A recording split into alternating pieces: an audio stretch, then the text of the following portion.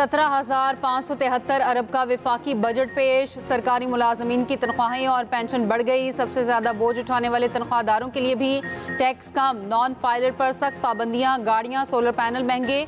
Online अशिया मंगवाने पर भी टैक्स लग गया। इलेक्ट्रॉनिक मसनूआत, कपड़े, दरामदी, चॉकलेट्स, कॉफ़ी, सीरियल, बार्स, बिल्ली और कुत्तों की खुराक महंगी। सोशल मीडिया कंटेंट क्रिएटर्स हर 3 माह बाद आमदन की तफसीलात जमा कराने के पाबंद। प्रॉपर्टी ट्रांसफ़र पर टैक्स में कमी। तामीराती शोबे को भी फ़ायदा। दिफाई बजट में 20% इजाफा। 14,000 अरब से ज़ायद का टैक्स हदफ। कर्ज़ों पर सूद की अदायगी पर 8,207 अरब रुपए रखने की तजवीज़। तालीम के लिए 18.5 अरब मुख्तस। वफाकी तरक्याती बजट का हजम 1,000 अरब रुपए तजवीज़। सूबों के सालाना तरक्याती प्रोग्राम के लिए 2,869 अरब रुपए मुख्तस करने की तजवीज़। NHA को आइंदा माली साल 226 अरब से ज़ायद मिलेंगे। पावर डिवीजन को 90 अरब 22 करोड़ देने की तजवीज़। टैरिफ इस्लाहात का ऐलान। इजाफी कस्टम ड्यूटी और रेगुलेटरी ड्यूटीज़ को मरहला वार ख़त्म किया जाएगा। खैबर पख्तूनख्वा और बलूचिस्तान के नए जमशुदा अजला में आइंदा 5 साल के दौरान अशिया पर मरहला वार सेल्स टैक्स नाफिज करने की तजवीज़। फाइनेंस बिल कौमी असम्बली के बाद सेनेट में भी पेश।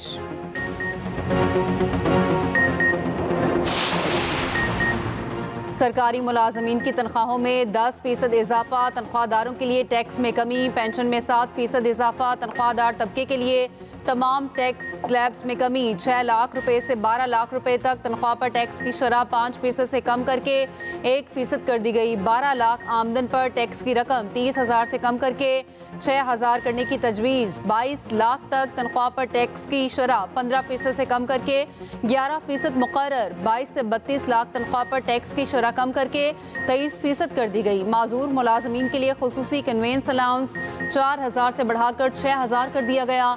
मुसल्लह फ़ौज के अफसरान और जवानों के लिए स्पेशल रिलीफ अलाउंस देने की तजवीज़। क़बल अज़ वक्त रिटायरमेंट की हौसला शिकनी। पेंशन इजाफा। कंज्यूमर प्राइस इंडेक्स से मुंसलिक।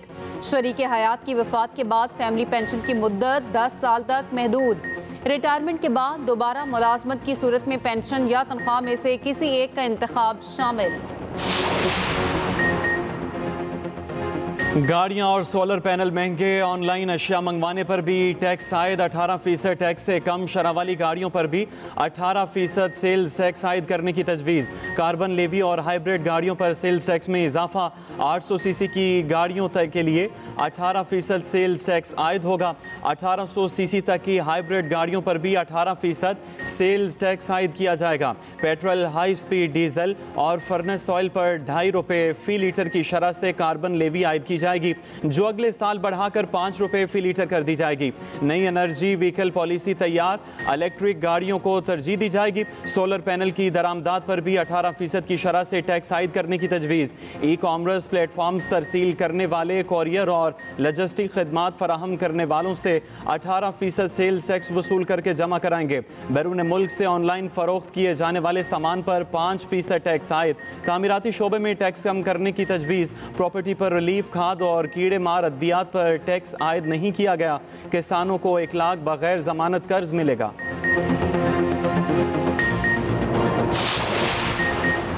नॉन फाइलर्स के लिए ज़मीन मज़ीद तंग। गाड़ी और जायदाद खरीदने पर पाबंदी। रकम निकलवाने पर इजाफी टैक्स कटेगा।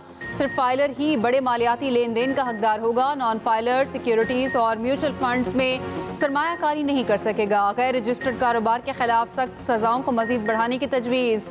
बैंक अकाउंट्स मुंजमद होंगे। जायदाद मुंतकिली पर पाबंदी और सामान जब्त करना शामिल। नॉन फाइलर्स पर नकद रकम निकालने पर टैक्स की शरह 6% से 1% करने की तजवीज़। फाइलर्स की एक और परेशानी दूर। 1 जुलाई से रिटर्न फॉर्म सादा फॉर्मेट में तब्दील कर दिया जाएगा। सिर्फ 7 बुनियादी मालूमात दरकार होंगी। सारिफ दोस्त रिटर्न फॉर्म के बाद किसी वकील या माहिर की मदद की ज़रूरत नहीं रहेगी।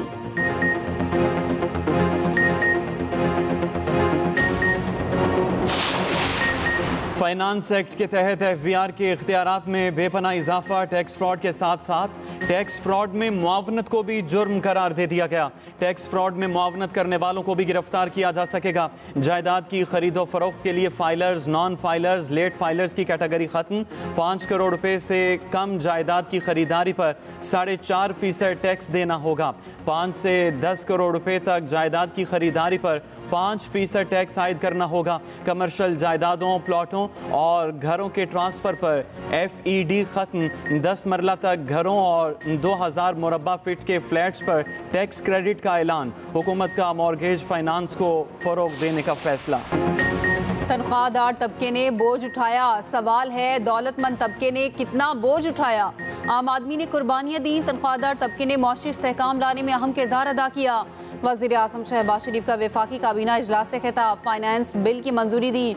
कहा तनख्वाहदार तबके ने बजट में 400 अरब रुपए दिए, वक्त आ गया है, हमने मौशी ग्रोथ में आगे बढ़ना है। मौशी अशारी मस्बत सिमत की जानिब गामजन है।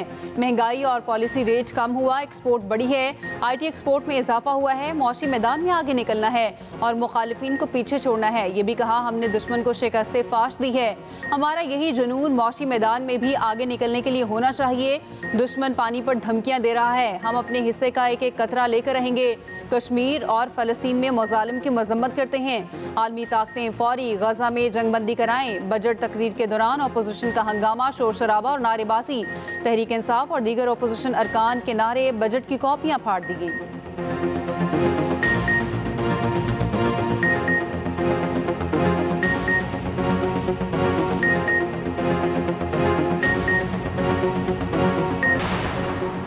PTI ने वफाकी बजट को मुस्तरद कर दिया। बजट को अशराफिया नवाज, अवाम दुश्मन करार दे दिया। उमर अयूब ने कहा यह बजट गरीब से रोटी छीनने और अमीर को मजीद नवाजने की दस्तावेज है। इस साल भी अवाम को कोई रिलीफ नहीं दिया गया।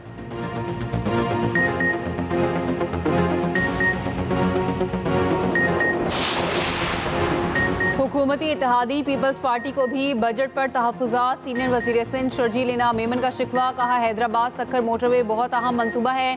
ये वफाक का मनसूबा है, जो रकम मुख्तस की गई इससे मनसूबा जल्दी शुरू होगा, ना ही बर वक्त मुकम्मल। K4 पर भी हमें शदीद तहफ़्फ़ुज़ात हैं। जो रकम इन मनसूबों के लिए मुख्तस की गई है वो बहुत नाकाफ़ी है। पीपल्स पार्टी मामलात को संजीदगी से ले रही है। पीपल्स पार्टी बजट का तफसीली जायज़ा लेगी।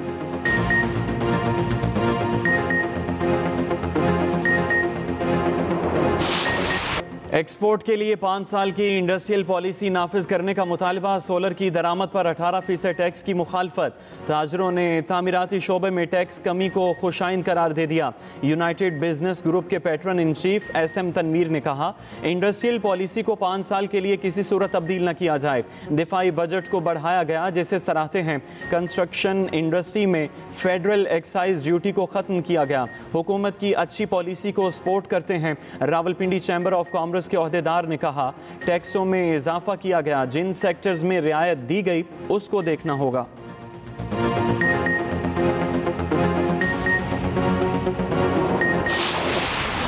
तेजी से इस शहर के अंदर महंगाई, बिजली की कीमतों में इजाफा कर दिया जा रहा है, तो लोग उसका ऑल्टरनेट ढूंढ रहे थे, सोलर पैनल की तरफ जा रहे थे। लेकिन अब हम देख रहे हैं कि सोलर पैनल्स के ऊपर भी जो है उसके ऊपर भी टैक्सेस बढ़ा दिए गए हैं। जो करोड़पति था वो अरबपति बनता जा रहा है, लेकिन जो लेबर क्लास तबका है उसको हुकूमत को चाहिए था कि रिलीफ फराम करे। गाड़ियाँ वगैरह लेते थे तो उस पर भी इन्होंने टैक्सेस लगा दिए। तो इस मुल्क में रहना बड़ा परेशानी के मामला से गुजर रहे हैं। बजट अगर गरीबों के लिए आया तो बहुत अच्छा हो, वरना इस बजट का कोई फायदा नहीं। बजट में आवाम के लिए कुछ नहीं है। ये अमरा के लिए बनता है, आवाम के लिए कुछ नहीं बनता। कारखानेदार के लिए बनता है, उसको फायदा देने के लिए बनता है। गरीब तो पिस रहा है बस। अवाम नए टैक्स लगने पर मायूस। हुकूमत से अशिया ज़रूरियात की कीमतों में कमी का मुतालबा, मजीद रिलीफ मांग लिया। अवाम ने कहा रिलीफ सिर्फ अशराफिया के लिए ही है। आम अवाम के लिए एक चीज़ सस्ती तो दूसरी महंगी कर दी जाती है।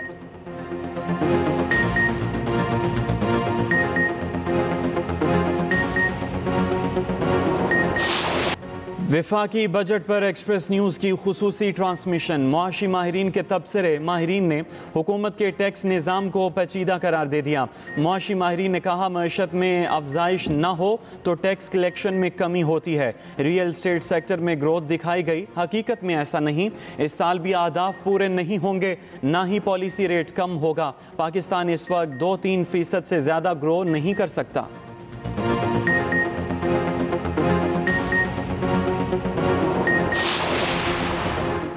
13 जून को कौमी असम्बली में बजट पर बहस का आगाज़ होगा। 11 और 12 जून को कौमी असम्बली का इजलास नहीं होगा। स्पीकर कौमी असम्बली अयाज सादी के मुताबिक पार्लिमानी जमातों को कवायद के मुताबिक बहस के लिए वक्त दिया जाएगा।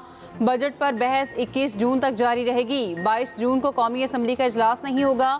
23 जून को कौमी असम्बली के मुख्तलिफ ज़रूरी अखराजात पर बहस होगी। 24 और 25 जून को तहरीक पर बहस और वोटिंग होगी। 26 जून को फाइनेंस बिल की कौमी असम्बली से मंजूरी होगी।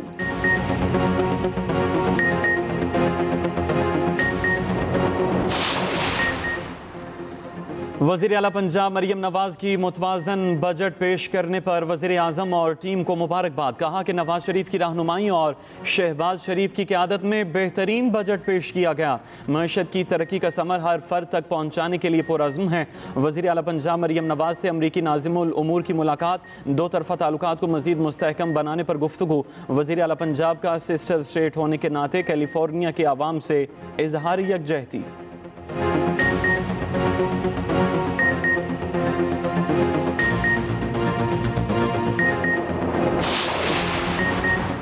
भारत के साथ तमाम तनाज़ात पर मुज़ाकरात चाहते हैं। पाकिस्तानी सफारती मिशन के सरबराह बिलावल भुट्टो ज़रदारी का BBC रेडियो को इंटरव्यू। कहा मुज़ाकरात और सफारतकारी ही मसाइल का हल है। पाक भारत जंगबंदी में अमरीका ने किरदार अदा किया। उम्मीद है आलमी बरादरी मुज़ाकरात के लिए भी मौसर किरदार अदा करेगी। बिलावल भुट्टो की क़यादत में पाकिस्तानी वफ़द की बरतानवी अरकान पार्लियामेंट को ब्रीफिंग। बगैर शवाहिद पाकिस्तान पर लगाए गए बेबुनियाद इल्ज़ामात मुस्तरद। बिलावल की क़यादत में वफ़द की APPG से मुलाकात। हालिया कशीदगी कश्मीर में इंसानी हकूक़ की संगीन खिलाफ वर्जियों पर ब्रीफिंग।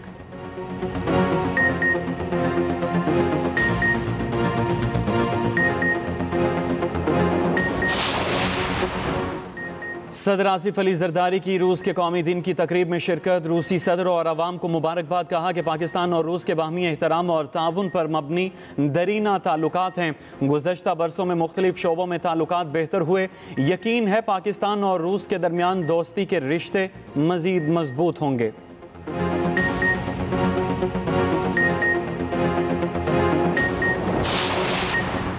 यूट्यूबर रजब भट्ट पर एक और मुकदमा। थाना नवाब टाउन में खातून की दरख्वास्त पर मुकदमा दर्ज किया गया। रजब भट्ट, मान डोगर समेत 5 अफराद नामजद। FIR के मुताबिक सलमान हैदर नामी टिकटॉकर से सोशल मीडिया पर दोस्ती हुई। मुलजिम ने घर बुलाकर ज्यादती का निशाना बनाया, नाजेबा वीडियो बनाकर ब्लैकमेल किया। खातून ने इल्ज़ाम लगाया वो और उसकी बहन मुलजिम सलमान को मना करने उसके घर गई।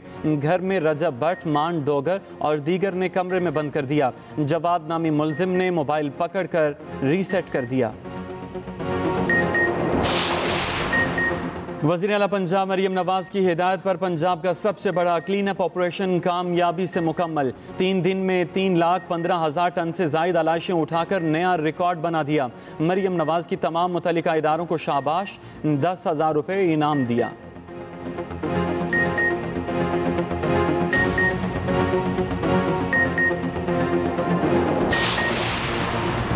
बरतानिया, ऑस्ट्रेलिया, कनाडा, न्यूजीलैंड और नॉर्वे में इसराइली के 2 वज़रा पर पाबंदी आयद। इसराइली वज़ीर कौमी सलामती बेन गुएर और वज़ीर ख़जाना पर पाबंदी आयद की गई। दोनों इसराइली वज़रा पर मगरबी किनारे में फ़लस्तीनियों के खिलाफ तशद्दुद को हवा देने का इल्ज़ाम है।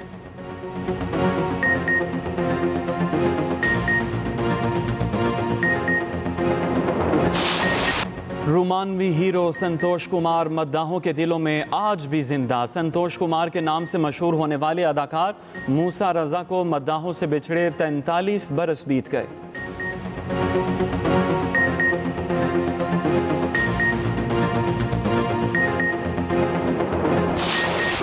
और अरसल इरफान की असल हकीकत अर्श के सामने लाएगा। क्या अर्श को बता पाएगा इरफान वो लड़का नहीं? एक्सप्रेस एंटरटेनमेंट के ड्रामा अर्श में आगे क्या है होने वाला? देखिए अर्श हर बुध और जुमेरात की रात 8 बजे सिर्फ एक्सप्रेस एंटरटेनमेंट पर।